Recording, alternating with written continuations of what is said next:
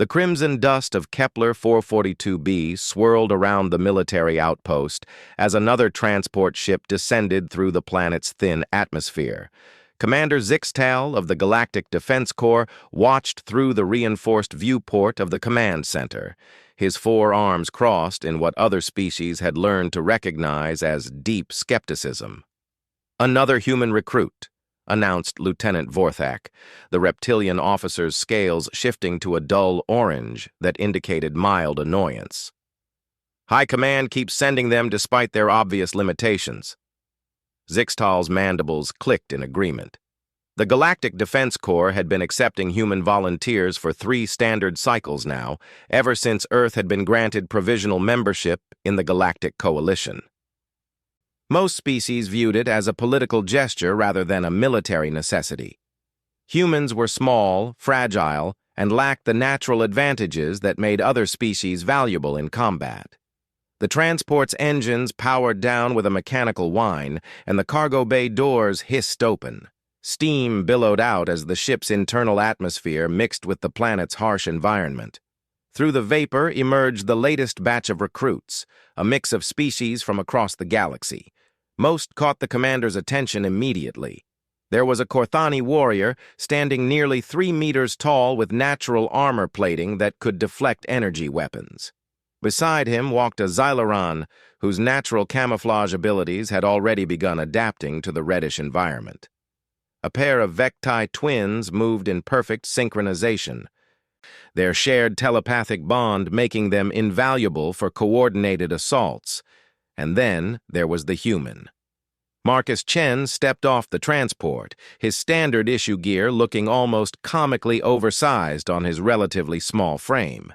At barely 1.8 meters tall and weighing perhaps 80 kilograms, he appeared insignificant next to his fellow recruits. His skin was pale, showing no natural armor or protective features. His eyes, a simple brown color, lacked the enhanced vision capabilities of most other species. "Look at that one," Vorthak muttered, pointing at Marcus with one of his clawed digits. "No natural weapons, no enhanced physiology, no special abilities we can detect. Why does High Command continue to waste resources on their kind?" Other recruits seemed to share the sentiment.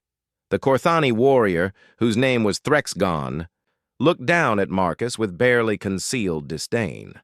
Among his people, physical prowess was everything, and this human appeared to possess none. "You are very small," Threxgon rumbled in heavily accented galactic standard. "Perhaps you should reconsider your career choice before training begins." Marcus looked up at the towering warrior, seemingly unfazed by the size difference. "Size isn't everything," he replied simply, adjusting his pack straps. The Korthani's armor plates rattled as he laughed. "In combat, size means survival. The strong protect the weak, or the weak die. This is natural law." "We shall see," Marcus said, his voice calm and measured. The exchange didn't go unnoticed. Other recruits began to gather around, curious about the small human who didn't seem intimidated by one of the galaxy's most feared warrior species. The Zilaran, whose skin had now perfectly matched the local terrain, materialized beside them. "I am Shimtar," the lizard-like being said, his translator rendering his sibilant speech into understandable words. "I have studied human military history. Your species has some interesting conflicts recorded in the galactic databases." "Interesting is one way to put it," Marcus replied. "But those were conflicts against your own kind," interjected one of the Vecti twins. Their shared consciousness allowed them to speak in perfect alternating sentences. "Fighting primitives with chemical projectile weapons and crude explosives is hardly relevant to modern galactic warfare." Marcus didn't respond immediately. Instead, he observed the gathering crowd of recruits, noting how they positioned themselves, how they moved, what they considered threatening or non-threatening. It was an old habit, one that had kept him alive during his previous service. The orientation proceeded as expected. Drill Sergeant Carthok, a veteran Morganti with battle scars covering his chitinous exoskeleton, addressed the new recruits in the traditional manner. The Morganti were known throughout the galaxy for their military discipline and had trained elite units for countless species. "Welcome to Forward Operating Base Crimson," Carthok's voice boomed across the assembly area. "You are here because your respective governments believe you have the potential to serve the Galactic Defense Corps with honor. Over the next 10 cycles, we will determine if that belief is justified." The training regimen was legendary in its difficulty. Physical conditioning designed to push each species to their biological limits.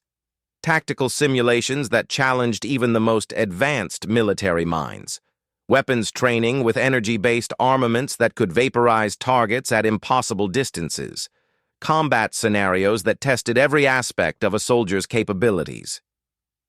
"Your first evaluation will begin immediately," Carthok announced. "Combat assessment. You will face a series of opponents designed to test your abilities against various threat types. Performance will determine your initial classification and training track." The assessment area was a holographic training facility that could simulate any environment and populate it with AI-controlled opponents.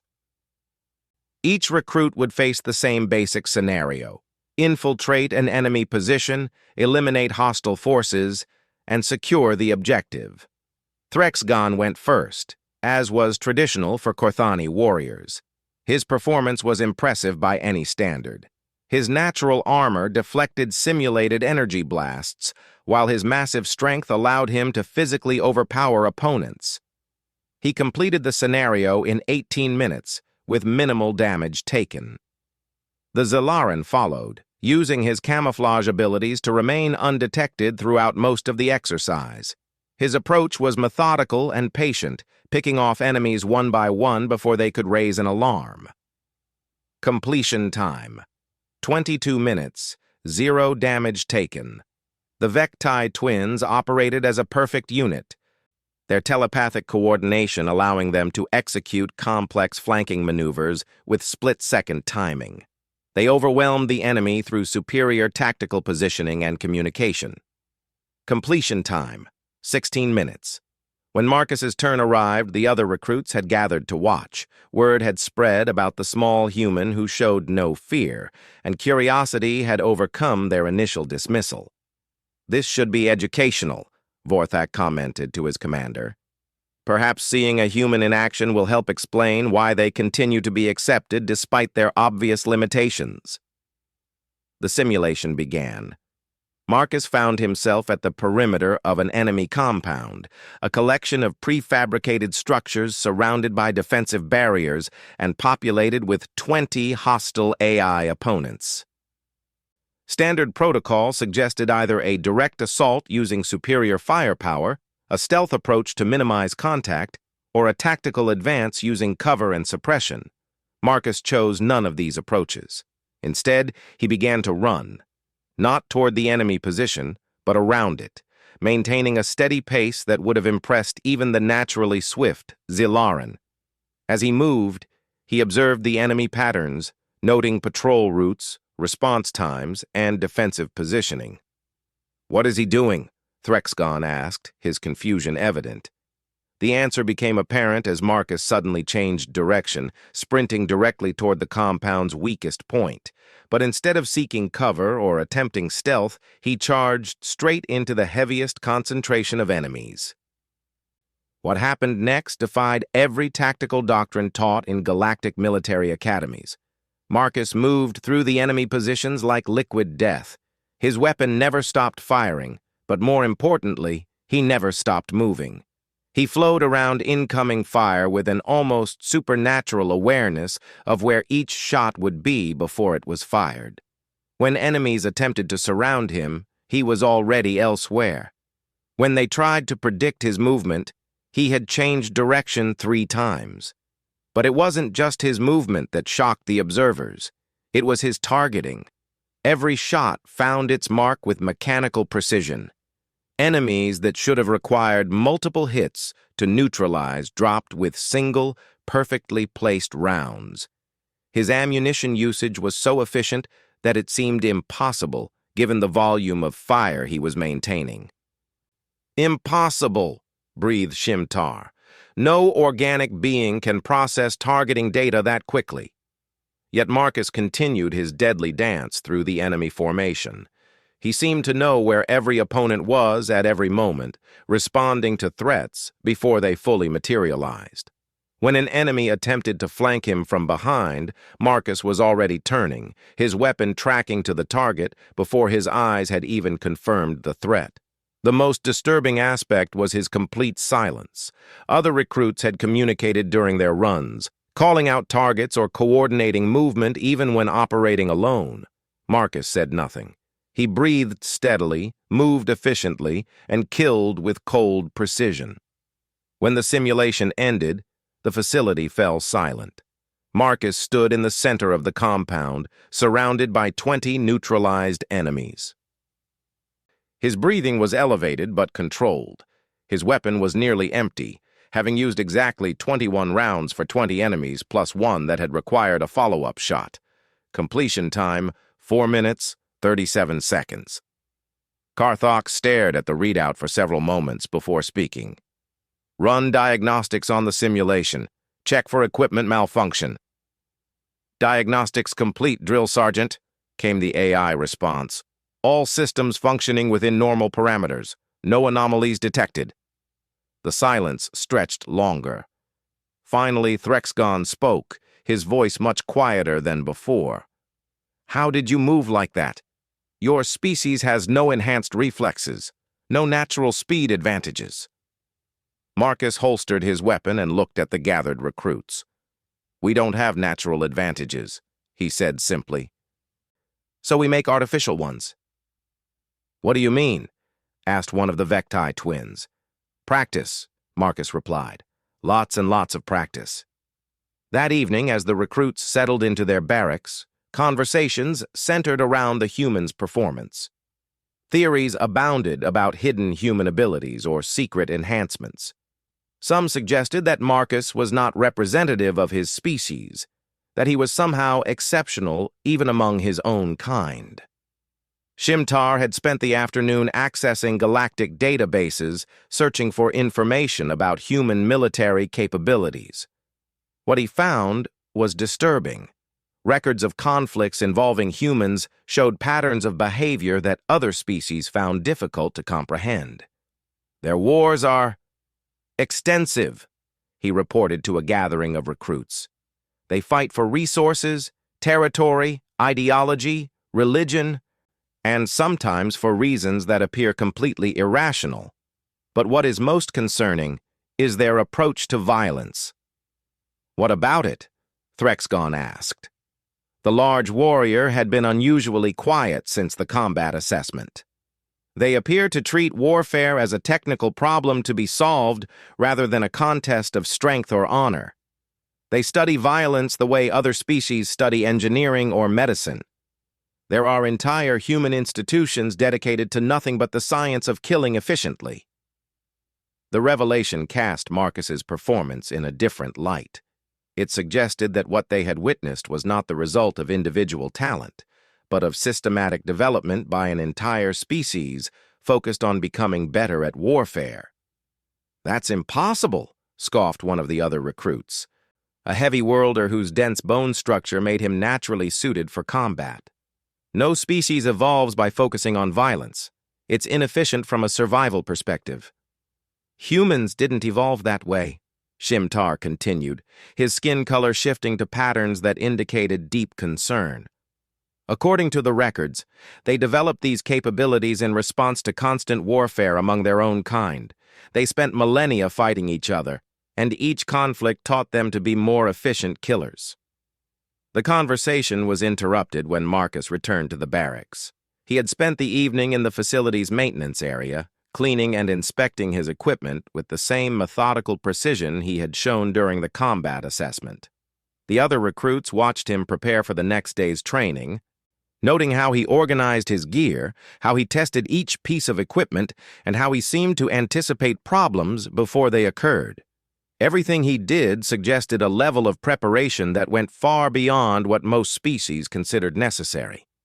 As the lights dimmed for the night cycle, Threxgon approached Marcus's bunk. The massive Korthani warrior moved with uncharacteristic hesitancy. "Human," he said quietly, "your performance today was impressive." Marcus looked up from the weapon manual he had been studying. "Thank you. Among my people, we believe that strength comes from natural gifts, blessed by our ancestors. But today, you showed strength that seems to come from something else, something I do not understand." "Understanding comes with experience," Marcus replied. "Give it time." Threxgon nodded slowly and returned to his own area. But as he settled down for the night, he couldn't shake the feeling that he had witnessed something significant. The small human had moved through those enemies like death itself, and done so with a calm efficiency that suggested this was merely routine for him.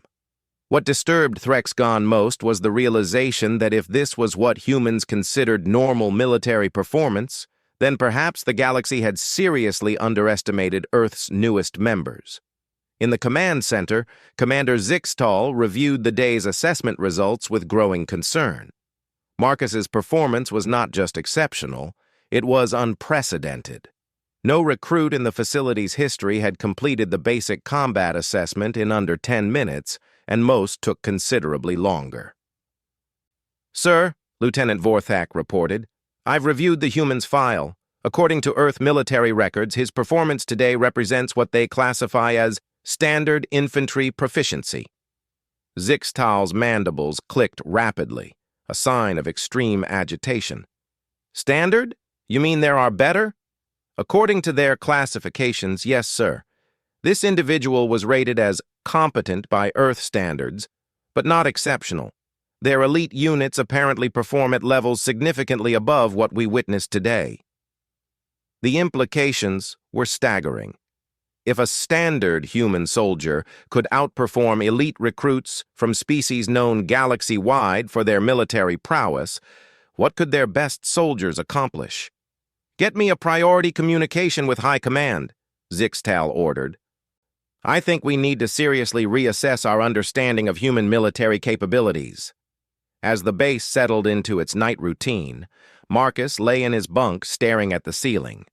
Tomorrow would bring new challenges, new tests, and new opportunities to show what humans could accomplish when properly motivated. He thought about his squad back on Earth, wondering how they were adapting to civilian life after their service ended. He thought about the friends who hadn't made it home, and the promise he had made to honor their sacrifice by serving something larger than himself. The other recruits seemed decent enough, despite their initial skepticism. They were products of their cultures, just as he was a product of his. They had been raised to believe in natural advantages and inherited strengths. Humans had been raised to believe that any obstacle could be overcome with sufficient preparation, training, and dedication. Both philosophies had merit. Tomorrow, he would begin the process of showing his fellow recruits that the human approach might have some advantages they hadn't considered. As sleep took him, Marcus's mind was already planning the next day's training, anticipating challenges and preparing solutions. It was what humans did. They prepared for war, even when they hoped for peace.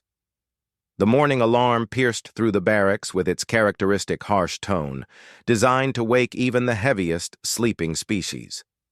Marcus was already awake, having risen 30 minutes earlier to complete his personal preparation routine.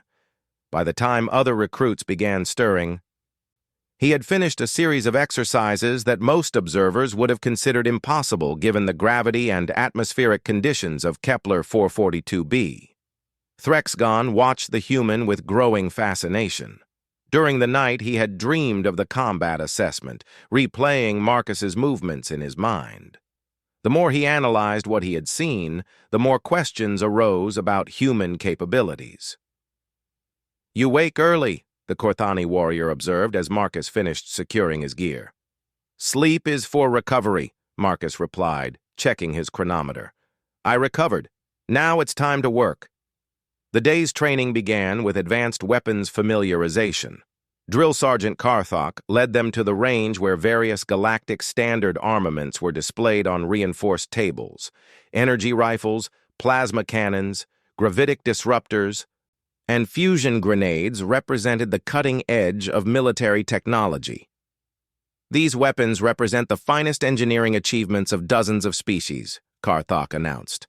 "Mastering them requires not just physical capability, but intellectual understanding of their operating principles, tactical applications, and maintenance requirements." The first weapon was a Thylon energy rifle, known throughout the galaxy for its precision and stopping power. The weapon's targeting system could track multiple enemies simultaneously, while its variable output settings allowed for everything from stunning to complete disintegration. Shimtar approached the weapon with confidence. His species had been using energy-based armaments for centuries, and his natural hand-eye coordination made him an excellent marksman. He lifted the rifle, familiarized himself with its controls, and began engaging targets at various distances. His performance was solid: 10 shots, 8 hits, with clean groupings at medium range. The targeting computer confirmed his accuracy as above average for most galactic species. Other recruits followed with similar results. The Vecti twins achieved perfect synchronization, each hitting their assigned targets in perfect sequence. Threxgon's raw strength allowed him to handle the weapon's recoil without difficulty, though his accuracy suffered slightly due to his massive hands being poorly suited for the rifle's standard grip. When Marcus approached the weapon, several recruits gathered to observe. His performance the previous day had elevated him from curiosity to genuine interest. They wanted to understand how a species without apparent advantages could perform so effectively. Marcus picked up the rifle and immediately began field stripping it with fluid motions. Within seconds, he had disassembled the weapon completely, examined each component, and reassembled it faster than most recruits could have loaded it. "Interesting design," he commented to Karthok. "Tabana gas chamber with magnetic containment. Efficient, but the cooling system creates a slight delay between maximum rate shots. Targeting computer relies on visual spectrum analysis, so it would struggle in environments with heavy particulate interference." Karthok's compound eyes widened. "How do you know the internal specifications?" "That information is not included in standard orientation materials." "Pattern recognition," Marcus replied, shouldering the weapon. "Similar principles to systems I've used before, just more advanced implementation." He began engaging targets, but not in the systematic way other recruits had approached the exercise. Instead, Marcus started with the most difficult shots first, engaging targets at maximum range while moving laterally. His first shot struck a target nearly 400 meters away while he was still walking. Then something extraordinary happened. Marcus began firing rapidly, much faster than the weapon's recommended rate. The cooling system that he had mentioned began to strain, but somehow each shot remained perfectly accurate. He seemed to understand the weapon's thermal cycles better than its manufacturers, timing his shots to maximize both speed and precision. "Impossible," breathed one of the observing instructors. "The targeting computer cannot process data that quickly." But Marcus wasn't relying on the targeting computer. He had disabled it after his third shot, reverting to manual targeting while maintaining the same impossible accuracy. Shot after shot found its mark with mechanical precision, even as he engaged multiple targets in rapid sequence. The exercise was designed to last 15 minutes. Marcus completed it in 4, having achieved perfect scores on every target, including several bonus objectives that most recruits never attempted. "How?" Threxgon asked as Marcus safed the weapon. "Your eyes are not enhanced. Your reflexes should not be sufficient for such rapid target acquisition." Marcus set the rifle down carefully before responding. Human military training emphasizes adaptation and efficiency. We learn to use tools as extensions of ourselves rather than relying on their automated systems. But the targeting computer is designed to provide capabilities beyond normal organic limitations, protested Shimtar. Computers are predictable, Marcus explained. They process information in set patterns. In real combat, enemies adapt to predictable patterns. Better to rely on skills that can adapt in real time. The weapons training continued throughout the morning, with similar results on each system. Marcus approached every weapon as if he had been using it for years, quickly identifying its strengths, weaknesses, and optimal employment strategies. More concerning to the observers was his ability to push each weapon beyond its rated capabilities while somehow avoiding the failures that should have resulted. During the midday break, Commander Zixtal observed the training from his office, reviewing footage of Marcus's performance. His communication with High Command the previous evening had resulted in new orders. Assess human capabilities thoroughly and report findings immediately. Lieutenant, he called to Vorthak, what is the human's background according to his file? Vorthak consulted his datapad. Marcus Chen, age 28 standard years. Previous service with the Earth military in multiple conflict zones. Rated as infantry specialist with decorations for valor and tactical excellence. No enhancement surgeries or genetic modifications listed. Previous conflicts, Zixtal mused. Earth is a relatively peaceful world according to our diplomatic reports. What conflicts could he have experienced? Unknown, sir. Earth classification reports indicate minimal military activity in recent decades, but there are gaps in their historical records that they claim involve internal security matters too sensitive to share with galactic authorities. The afternoon brought tactical training, where recruits would work together to solve complex military problems. The exercise involved coordinated assault on a fortified position defended by advanced AI opponents with adaptive behavior patterns. Teams were assigned randomly, pairing recruits from different species to test interspecies cooperation capabilities. Marcus found himself grouped with Threxgon, one of the Vecti twins, and a hegemony engineer whose natural affinity for technology made him ideal for breaching defensive systems. Strategy session, announced Instructor Veclash. A veteran of countless campaigns. You have 30 minutes to plan your approach. The defensive position adapts to your tactics, so flexibility will be essential. The team gathered around a holographic display showing their objective. The position was formidable. Multiple defensive layers, overlapping fields of fire, automated weapon systems, and an AI coordinator that would adjust tactics based on their approach. Threxgon immediately began outlining a frontal assault plan, relying on his natural armor to absorb defensive fire while the others provided support. It was a sound strategy by Korthani standards, based on the principle that superior strength could overcome most obstacles. The Vecti twin suggested a more subtle approach, using coordinated movement to confuse the defensive AI while the engineer disabled key systems remotely. The plan showed sophisticated understanding of both technology and tactics. Marcus listened to both proposals without commenting, studying the defensive layout with intense concentration. When asked for his input, he pointed to a seemingly insignificant service tunnel at the position's rear. Secondary approach, he said simply. While the main assault draws attention, small team infiltrates through service access. Neutralize defenders from inside while main force maintains pressure. That tunnel is certainly monitored, the engineer protested. Any approach would trigger immediate response. Not if the timing is perfect, Marcus replied. The monitoring systems have response delays, brief, but exploitable with proper coordination. The other team members exchanged glances. Marcus's suggestion required split-second timing and near-perfect execution. Any mistake would result in total mission failure and likely casualties in real combat. How can you be certain about the timing? Threxgon asked.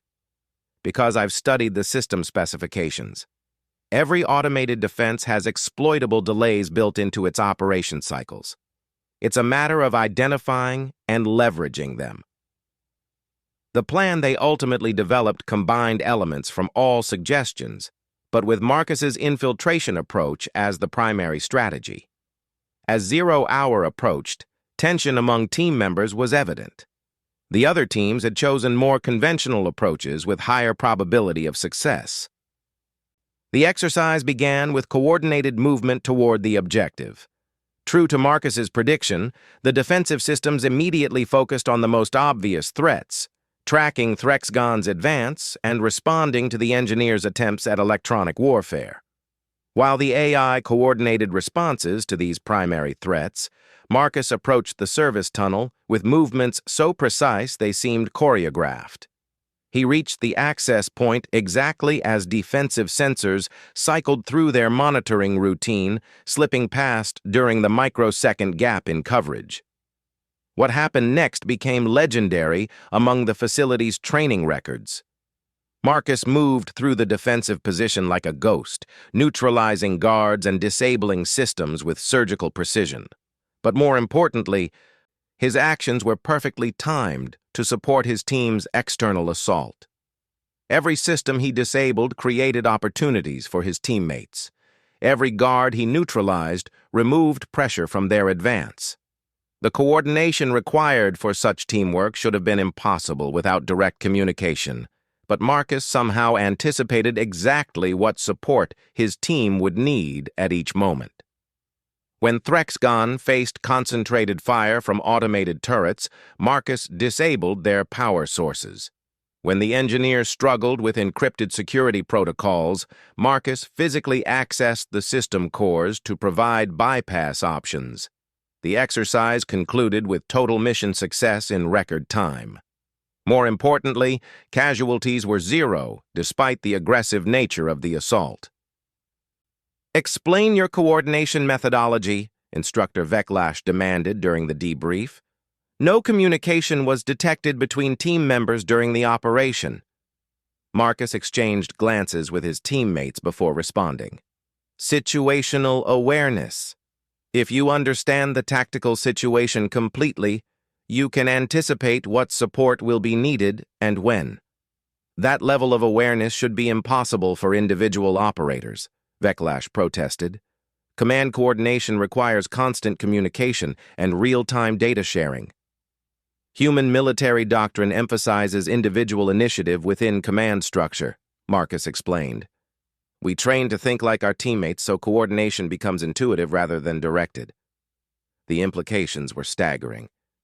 If human soldiers could operate with such coordination without technological assistance, their effectiveness as military units would exceed anything the galaxy had previously encountered.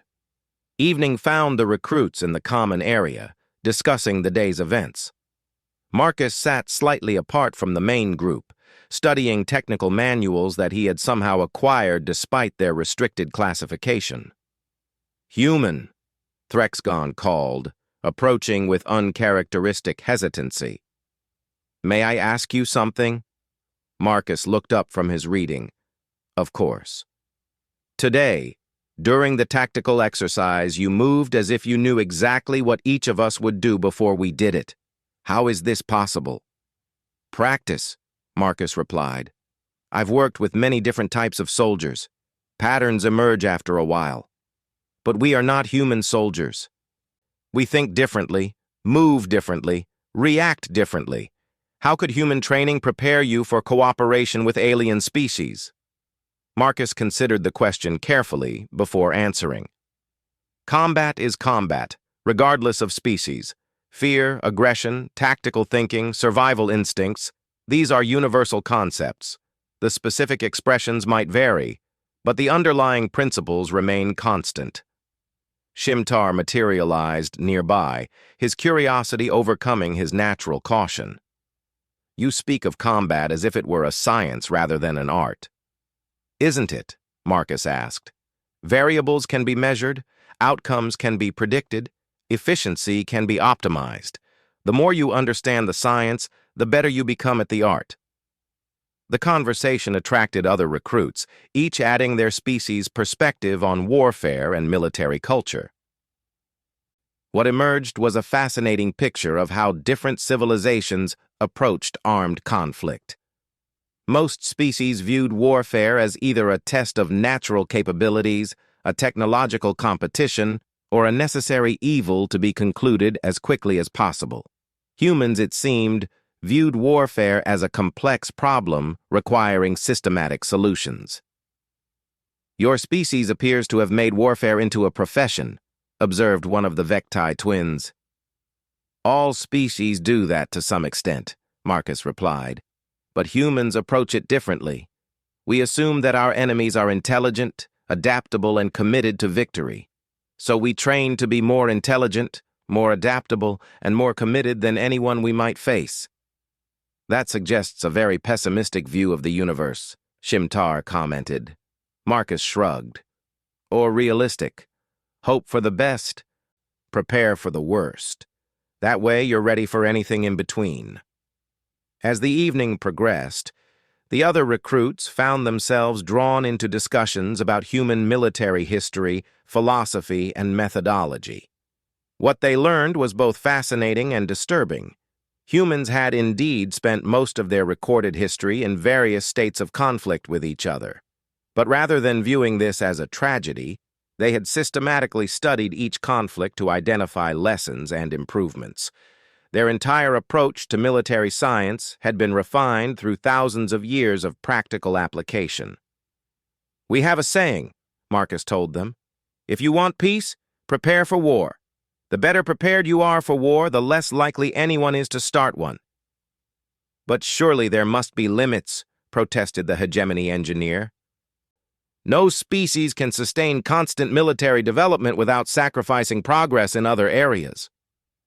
"Military development drives progress in other areas," Marcus replied. "Communication technology, transportation systems, medical advances, materials science, most human innovations originated from military requirements and later found civilian applications." The revelation painted a picture of a species that had turned survival challenges into systematic advancement. While other civilizations developed in response to environmental pressures or resource limitations, humans had developed in response to threats from their own kind. Later that evening, as the recruits prepared for sleep, Threxgon approached Marcus one final time. "Human, I must ask you something directly. The performance levels you have demonstrated, are they normal for your species, or are you exceptional among your own kind?" Marcus considered the question seriously before answering. "I'm competent. There are many humans who are much better soldiers than I am." "Much better?" Threxgon's voice carried a note of disbelief. "I was infantry. There are pilots who can make spacecraft do impossible things. There are special forces who can infiltrate any position and eliminate any target. There are strategists who can predict enemy movements across entire star systems. I'm just a soldier who's good at his job." The massive Korthani warrior stared at the small human for a long moment. Finally, he spoke quietly. "I think the galaxy may have seriously underestimated your people." Marcus smiled. "Most people underestimate humans. We're used to it. Sometimes it's even useful." As lights dimmed throughout the barracks, the recruits settled into sleep with their perceptions of human capabilities fundamentally altered. What they had witnessed over 2 days suggested that Earth's newest members might bring more to the Galactic Defense Corps than anyone had anticipated. In the command center, Commander Zixtal was composing his report to High Command. The initial assessment was becoming something much more significant, a fundamental reassessment of human military potential. "Sir," Lieutenant Vorthak interrupted. "Incoming priority message from High Command." The message was brief, but shocking. Reports from other training facilities throughout the galaxy were consistent. Human recruits were demonstrating capabilities that exceeded expectations by significant margins. Moreover, intelligence reports suggested that the humans being sent for galactic service were not their best soldiers, but rather volunteers who met minimum qualification standards. If their minimum standards produce soldiers of this caliber, Zixtal said slowly, what would their elite forces be capable of? It was a question that would soon have a very disturbing answer. The alert klaxons shattered the early morning quiet of forward operating base Crimson with their urgent, warbling cry. Marcus was instantly awake, muscle memory from countless similar situations bringing him to full alertness before his conscious mind had even processed the sound. Around the barracks, other recruits stirred more slowly, confusion evident on their features. "All personnel to stations," came the announcement over the base communication system. "This is not a drill. Hostile contact confirmed. All personnel to stations." Within minutes, the command center had become a hub of frantic activity. Commander Zixtal stood before the main tactical display, his forearms moving rapidly across control interfaces as incoming reports painted a dire picture. "Situation report," barked Drill Sergeant Karthok as he entered with the assembled recruits behind him. Long-range sensors detected a Drakthari raiding fleet dropping out of hyperspace approximately 4 hours ago, Zixtal announced grimly. 27 vessels, including at least 3 heavy cruisers. They've bypassed the outer defense grid and are making direct approach to this facility. The news sent ripples of fear through the assembled recruits. The Drakthari were known throughout the galaxy as ruthless raiders who took no prisoners and left no survivors. Their technology was crude compared to Coalition standards, but their savage effectiveness in close combat was legendary. "Estimated time to contact?" asked Lieutenant Vorthak. 6 hours until they achieve orbital position. First landing forces could reach the surface within 7 hours. Marcus studied the tactical display with the same intense focus he had shown during training exercises. The approaching fleet was significant, much larger than the normal raiding parties the Drakthari typically deployed. This represented a major offensive operation. "What are the facility's defensive capabilities?" he asked. Zixtal's mandibles clicked in what Marcus had learned indicated stress. "Minimal. This is a training facility, not a combat base. We have basic perimeter defenses and a small garrison of instructors. Total defensive personnel, 47 beings including recruits. Reinforcements? The nearest Coalition fleet is 18 hours away at best. Emergency evacuation transports could reach us in 12 hours, but only if they can get through the Drakthari blockade." The tactical situation was clear and unfavorable. A lightly defended facility faced by an overwhelming enemy force with no possibility of reinforcement before the attack arrived. Standard military doctrine called for immediate evacuation, but the approaching enemy had positioned themselves to prevent exactly that option. "Sir," interrupted Threxgon, "my people have faced Drakthari raiders before. They are formidable opponents, but not invincible. If we can establish strong defensive positions, against 27 ships and probably 3,000 raiders?" Zixtal's voice carried bitter resignation. "Even Korthani warriors cannot overcome those odds." Marcus stepped forward, his movement drawing attention from everyone in the command center. "Commander, what are the specific defensive assets available?" "Perimeter energy barriers, automated turret systems, underground bunker complex, and standard small arms for all personnel," Zixtal replied. "Nothing that could seriously threaten heavy raiders." "What about the facility's industrial systems, fabrication units, power generation, communication arrays?" "Standard training facility equipment, why do you ask?" Marcus was quiet for a moment, his mind rapidly processing tactical possibilities. When he spoke again, his voice carried absolute confidence. "I think we can hold them off." The silence that followed was profound. Finally, Shimtar spoke, his skin colors shifting to patterns indicating extreme stress. "Human, I appreciate your courage, but the mathematics are clear. We are outnumbered more than 60 to 1. "Numbers aren't everything," Marcus replied. "Drakthari tactics rely on overwhelming force and intimidation. They expect their enemies to break and run. When that doesn't happen, they adapt poorly to changing circumstances. You speak as if you know their capabilities intimately, observed one of the Vecti twins. I've studied the available intelligence reports. Pattern analysis reveals significant tactical weaknesses in their operational doctrine. Commander Zixtal stared at the small human with growing amazement. You're actually serious? You believe this facility can withstand a major Drakthari assault? Not withstand, Marcus corrected. Win. The word hung in the air like a physical presence. Win. Against impossible odds, with minimal resources, facing an enemy known for never leaving survivors. The concept seemed absurd. Explain, Karthok demanded. Marcus moved to the tactical display, his hands manipulating the controls to show different aspects of the facility layout. Drakthari tactics are based on rapid assault followed by close-quarters combat, where their physical advantages become decisive. They rely on fear and confusion to break enemy resistance quickly.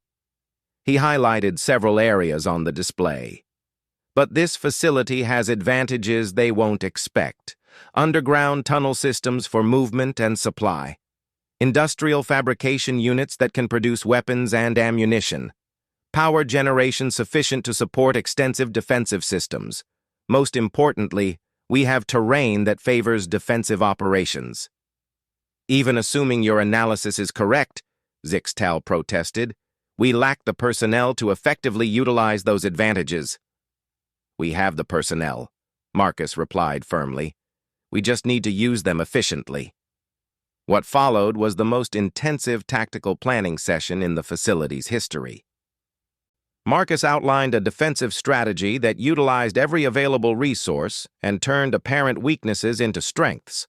The fabrication units would work continuously to produce improvised weapons and defensive systems. The tunnel networks would become a hidden movement system, allowing defenders to appear anywhere unexpected. The facility's training systems would be repurposed to create kill zones and choke points throughout the compound.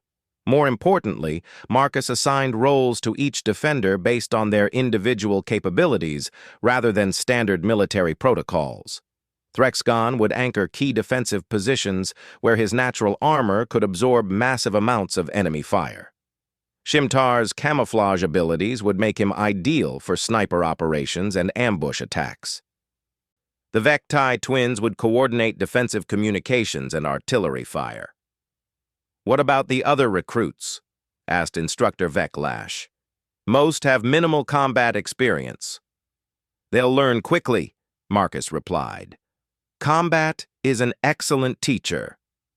The preparation began immediately. Working around the clock, the facility's personnel transformed a peaceful training base into a fortress designed specifically to counter Drakthari assault tactics. Marcus seemed to be everywhere at once, directing construction efforts, training inexperienced recruits, and coordinating defensive preparations with inhuman efficiency. He moved through the facility like a man possessed, checking every detail and anticipating problems before they occurred. Human, Threxagon called during a brief rest period. I must ask, have you planned defensive operations like this before?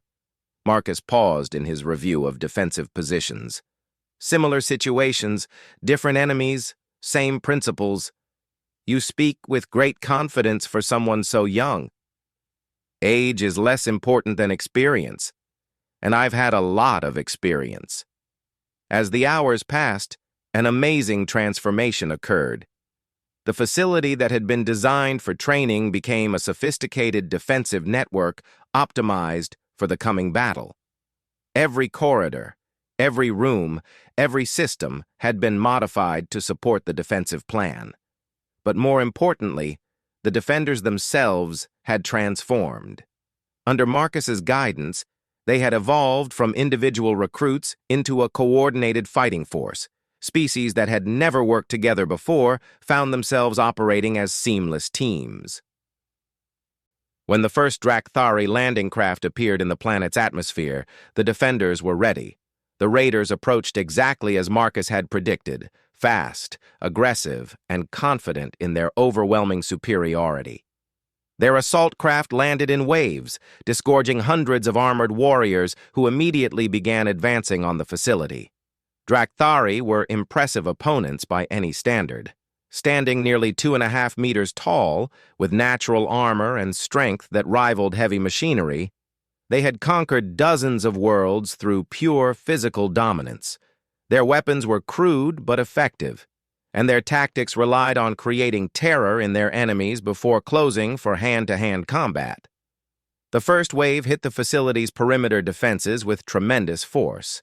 Automated turrets opened fire. Energy barriers flared under the impact of heavy weapons, and the ground shook with the thunder of battle. But the expected breakthrough never came. Instead, the Drakthari found themselves facing defenses that adapted to their tactics. When they concentrated their assault on specific points, those positions proved to be carefully prepared kill zones. When they attempted to flank defensive positions, they discovered that their enemies had anticipated every possible approach. Most disturbing to the raiders was the complete absence of fear among the defenders. Drakthari's psychological warfare tactics were based on intimidation and terror, but these defenders seemed completely unaffected by the horrific appearance and savage battle cries of their attackers. Marcus coordinated the defense from a central command position, but his role was more conductor than commander. Each defender knew their part in the larger plan and executed it with precision that amazed even experienced military observers. When Drakthari forces attempted to penetrate the facility's eastern perimeter, they found themselves facing Threxgon in a defensive position specifically designed to maximize his natural advantages. The Korthani warrior's armor absorbed massive amounts of fire, while his position gave him clear fields of fire against approaching enemies. When raiders tried to use stealth to infiltrate through supposedly unguarded areas, they discovered that Shimtar's camouflage abilities allowed him to remain hidden until the perfect moment for devastating ambush attacks. When enemy forces attempted to coordinate complex assault patterns, they found their communications disrupted by the Vektai twins' telepathic coordination of defensive countermeasures. But what truly shocked the Drakthari was the effectiveness of the other defenders. Recruits who had never seen real combat before moved and fought with coordinated precision that suggested years of experience. Every action was purposeful, every movement was coordinated, and every response was perfectly timed. As the first assault wave was repelled with heavy casualties, the Drakthari commanders began to realize they were facing something unprecedented. This was not the easy victory they had anticipated. The second assault was more cautious, with enemy commanders attempting to identify the source of the defenders' effectiveness. They deployed long-range sensors, attempted electronic warfare, and used their most experienced warriors to probe for weaknesses. They found none. Instead, they discovered that their enemies seemed to anticipate every tactical modification they attempted. When they changed their approach, the defenders had already adapted to counter the new strategy. When they attempted to exploit apparent weaknesses, those weaknesses proved to be carefully prepared traps. During a brief lull in the fighting, Commander Zixtal found Marcus reviewing tactical displays in the command center. "How are you doing this?" he demanded. "You're coordinating 47 defenders against 3,000 raiders and somehow maintaining tactical superiority." "I'm not coordinating them," Marcus replied. "I'm just showing them how to coordinate themselves." "That's impossible. This level of tactical integration requires years of training and experience." "No," Marcus said quietly. "It requires understanding. Once you truly understand your enemy, your terrain, and your resources, the optimal tactics become obvious." The third Drakthari assault came at dawn, and it represented everything the raiders could bring to bear. Heavy weapons, air support, coordinated ground assault, and overwhelming numbers in a final push designed to end the battle through sheer force. What they encountered instead was a defense that had evolved beyond their capability to overcome. Marcus had transformed the facility into something that military historians would later call a perfect defensive system. Every element worked in harmony with every other element. Every defender was positioned to maximize their effectiveness while supporting their teammates. Every resource was utilized to its fullest potential. But more than that, he had transformed the defenders themselves. Under his guidance, beings from different species with different capabilities had become something greater than the sum of their parts. When the final assault began, it was met not by desperate defenders fighting for survival, but by confident soldiers executing a battle plan they understood completely. The battle raged for 6 hours. When it ended, the Drakthari fleet was withdrawing in complete disorder, having suffered casualties that would cripple their raiding capabilities for years to come. In the aftermath, as reinforcing coalition fleets arrived to secure the system, reports of the battle spread throughout the galaxy.